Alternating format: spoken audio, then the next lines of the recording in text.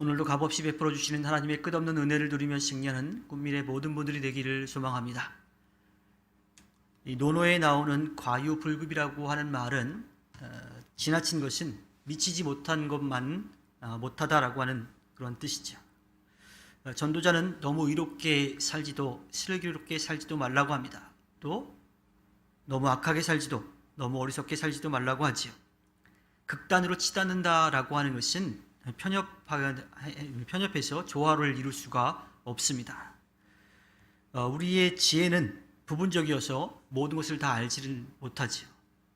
아는 것 같은데 다 알지 못하는 거예요. 그래서 무언가를 판단할 때 굉장히 신중해서 해야 돼요. 내 판단이 다 맞지 않다라고 하는 것. 그래서 조심스럽게 판단을 해야 합니다. 그렇다면 그냥 적당하면 될까요? 그냥 어디 중간쯤 있으면 될까요? 그런 사람은 기회주의자 혹은 회색주의자라고 할 수가 있습니다. 우리는 그냥 이도 저도 아닌 중간이 아니라 중용이라고 하는 것. 그러니까 무게 중심을 잡고 바로 서 있어야 된다라고 하는 거예요. 한쪽으로 치우치지 않고 제자리에 서 있어야 된다라고 하는 거지요. 믿음의 사람들에게 있어서 그것은 하나님을 경외하는 겁니다. 우리가 알고 있는 지식과 도덕이 우리의 신이 되어서는 안 돼요. 우리의 삶의 기준이 되어서는 안 됩니다. 오직 하나님만이 우리의 신이심을 믿고 나아가야 하지요. 그런 점에서 하나님을 경외하는 것, 하나님을 언제나 인정하고 그분의 말씀대로 살아가려고 애쓰는 것, 그것은 아무리 지나쳐도 결코 잘못될 일이 없는 거지요. 때로는 우리가 연약한 존재이기 때문에 죄를 짓는 게 당연하다라고 여기며 살고 있을지도 모르겠습니다. 하지만 믿음으로 거듭난 우리들은 죄에 끌려다니는 사람이 아니, 죄가 무엇인지를 알고 그 죄를 짓지 않도록 애쓰며 살아가야 합니다. 또한 연약한 존재이기 때문에 부족한 모습을 보일 때가 있지요. 그래서 날마다 죄를 혐오하고 죄의 권세와 다투면서 살아갈 수밖에 없습니다. 우리 힘으로 이길 수가 없으니까 성령의 능력을 힘입어서 싸워야 합니다. 이것이 바로 성도의 삶의 본질이라고 하는 거예요. 그렇다면 죄를 어떻게 다루어야 할까요? 거룩한 삶을 살기 위해서 우리 자신을 하나님께로만 향하려고 노력하는데도 불구하고 세상은 계속해서 우리를 넘어뜨리려고 해요. 그리고 때로는 그 유혹에 넘어지기도 합니다. 그럴 때 우리가 해야 할 일은 어쩔 수 없다라고 포기하는 게 아니라, 왜 이렇게 만들어졌을까 하고 원망하는 것이 아니라 그 죄에서 돌이키려고 애써야 합니다. 하나님의 영광에서 벗어난 것에 대해서 슬퍼하면서 회개하고 주님께로 다시 돌아와야 하는 거죠. 회개는 십자가 보혈의 능력과 용서의 은총을 다시 누리는 겁니다. 우리의 삶의 매 순간마다 잘못된 것을 깨달았을 때에 회개를 통해서 십자가 구원의 은혜를 누려야 합니다. 세상에 살아가다 보면 의인이 자기의 의로움 때문에, 그것을 지켜가는 것 때문에 어려운 일을, 힘든 일을 겪게 되는 것을 보게 돼요.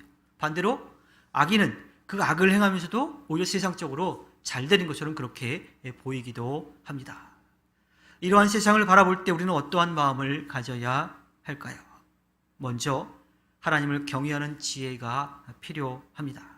사실 의인의 멸망과 악인의 형통을 받아들이는 게 쉽지는 않습니다. 사람들은 자기들이 볼 때 납득할 수 없는 것에 대해서 옳고 그름을 따지면서 하나님께 따져 묻지요. 하나님을 부당한 존재라고 그렇게 여기기도 합니다.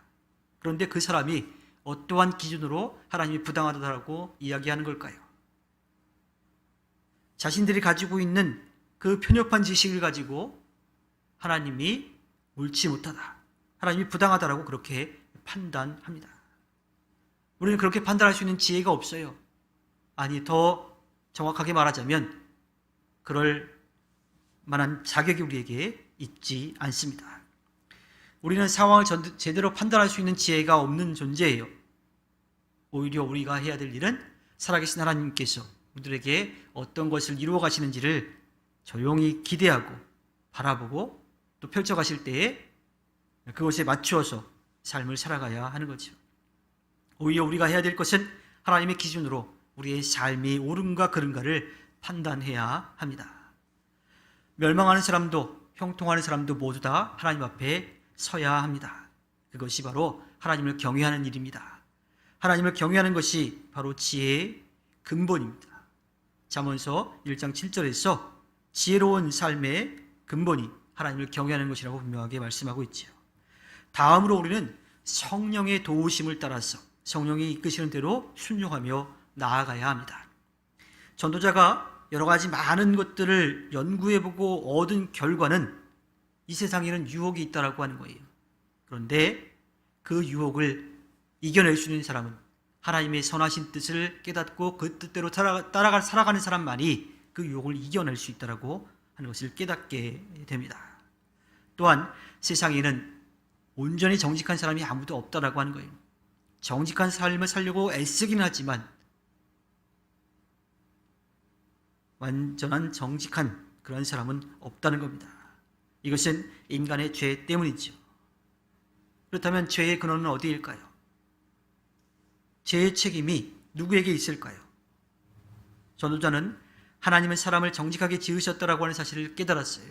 그러니까 하나님께서는 정직하게 세워주셨는데 사람이 하나님처럼 되고 싶다라고 하는 꾀 때문에 타락하게 되었고 죄를 짓게 되었다라고 하는 겁니다. 사람은 이렇게 실패했지만 예수님께서 죄와 사망의 권세를 깨뜨리고 우리에게 다시 새롭게 살아갈 수 있는 길을 열어주셨습니다. 따라서 그리스도 안에서 거듭난 사람은요, 더 이상 세상 유혹에 또 죄에 이끌려 다니는 그러한 사람이 아닙니다. 세상적인 욕심을 따르지 않고 성령을 따라 행하는 새로운 존재가 되었다라고 하는 거예요. 물론 그렇게 한 번에 온전히 이루어지지 못하고 그 유혹에 날마다 흔들리며 살아가고 있기는 하지요.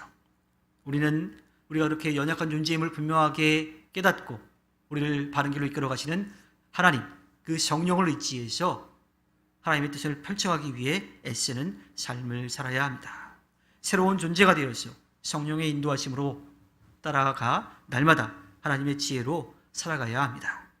주님께서 허락해 주신 오늘 하루를 살아갈 때 세상의 유혹에 흔들리며 살아가는 것이 아니라 우리를 사랑하셔서 좋은 곳으로 채워주시고 또 지키시고 돌봐주시는 주님을 바라보고 나아가 승리하는 꽃미래 모든 분들이 되기를 주님의 이름으로 부탁드립니다. 기도하겠습니다.